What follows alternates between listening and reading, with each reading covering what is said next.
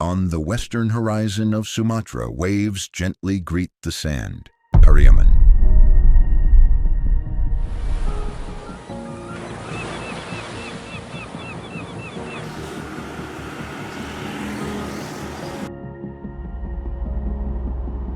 Pariaman is not only beautiful in nature, but also in culture and art, which are everywhere. A coastal city that holds stories not only from its sea, but from a piece of cloth that speaks Batik Sampan. Batik Sampan is not just a motif. It is a visual language about marine life and Minangkabau culture.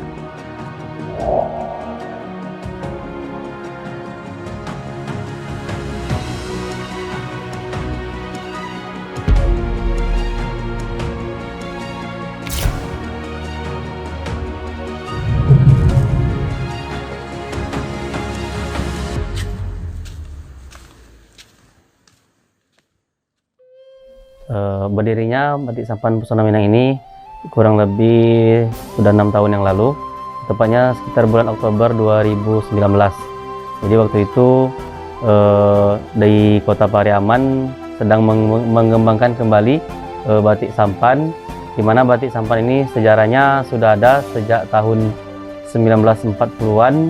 Nah, cuman karena tidak ada regenerasi, jadi tidak ada lagi usaha Batik Sampan ini. Kebetulan oleh Ibu Ketua Dekran Nasda diaktifkan lagi, jadi istilahnya membangkit batang terendam. Nah, jadi itulah kami ikut serta di situ untuk mengembangkan industri Batik Sampan. Untuk nama Batik Sampan sendiri, pertama sekali ya karena memang berdiri awal mulanya itu ada industri batik di Kota Pariaman itu di Dusun Sampan. Ya, jadi makanya namanya brand Batik Pariaman itu Batik Sampan. Karena ada story ya, ada historinya. Kemudian untuk Pesona Minang sendiri, karena motif batik yang kami buat itu mengandung unsur adat kebudayaan Minangkabau. Jadi makanya kami ambil nama Pesona Minang, Batik Sampan Pesona Minang. Untuk perbedaan lebih cenderung ke motif, karena untuk batik sendiri memang sumbernya itu memang dari Pulau Jawa. Jadi untuk proses saya kira hampir sama di Indonesia, karena memang sumber istilah batik itu dari Jawa. Cuman untuk yang membedakannya itu di motif, di mana Batik Sampan sendiri motif kami adat kebudayaan Minangkabau, terutama khas Pariaman gitu, seperti motif tabui. Nah, jadi yang membedakannya dari motif. Ya, untuk motif sendiri beraneka ragam. Kalau untuk motif khas Pariaman yang paling utama itu motif tabui, kemudian motif baruk memanjat karambi, kemudian motif laut, kemudian untuk yang umumnya seperti motif sirih gadang, motif itik pulang petang, dan lain-lain. Untuk alam memang sangat mempengaruhi, karena motif yang kami buat pertama kami ngambil adat kebudayaan di sini, kemudian juga dari faktor alam juga, seperti di Pariaman banyak bunga paku, jadi kita buat motif baluk paku, kemudian laut, alam Pariaman berupa laut, jadi kadang motif-motif yang kami buat itu ada unsur-unsur alam seperti laut, burung yang merupakan ciri khas atau yang ada di Kota Pariaman.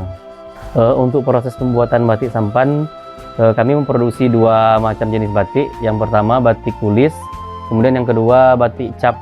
Nah, untuk batik tulis sendiri, proses pertama itu dari kain mori atau kain, kami biasanya memakai kain katun primissima, kemudian kita potong bahan. Biasanya kami menjual dalam bentuk kain ukuran 2,5 meter. Nah, setelah kain dipotong, nanti kita dilukis kainnya. Itu dengan cara kita sudah membuat lukisan di kertas, nanti kita jiplak, pindahkan gambar motif tadi ke kain.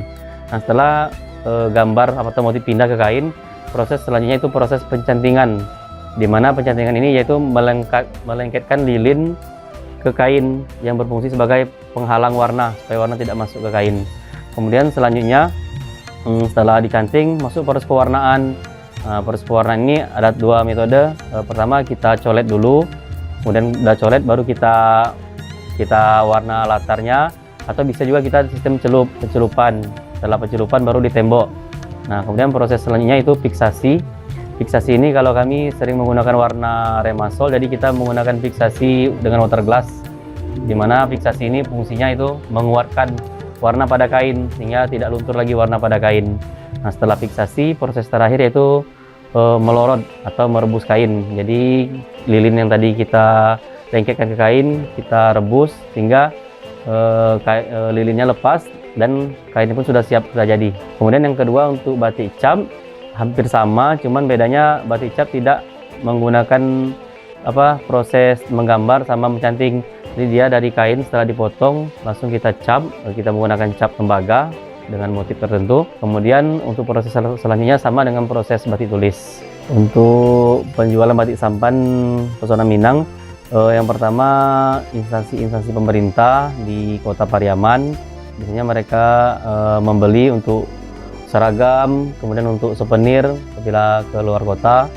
Kemudian kita juga menjual via sosial media, yaitu melalui Facebook dan Instagram.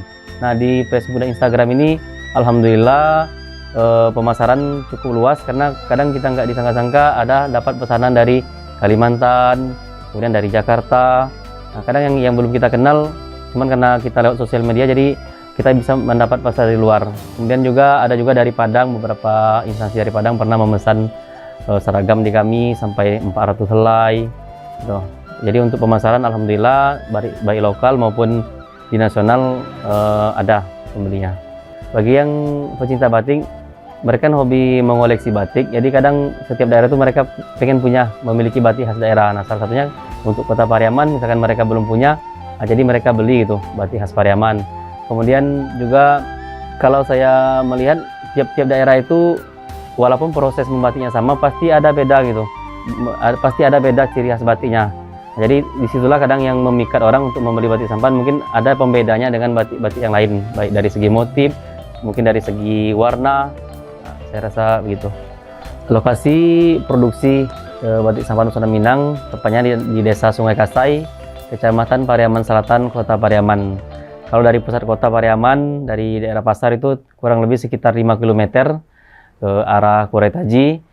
Atau bisa searching di Google Map, itu sudah kami daftarkan, tinggal mengetik batik sampan Pesona Minang. Ya, terima kasih. In every piece of cloth there is a story about the sea, about the land, and about the hands that never tire of loving the heritage of their ancestors. Batik sampan is not just a motif, it is a language, a way of telling stories about coastal life, about fishermen who sail carrying hope, and about families waiting at the end of the pier. In the midst of the ever-wavering currents of time, Batik Sampan stands firm, coloring the present with stories of the past. Because as long as there are those who are willing to draw with their hearts, as long as there are those who are willing to sow meaning into every stroke of the night, this heritage will live on. Not only in the cloth, but in the souls of those who believe that culture is not to be forgotten, but to be continued. Batik Sampan, a heritage from sea to land, from generation to generation.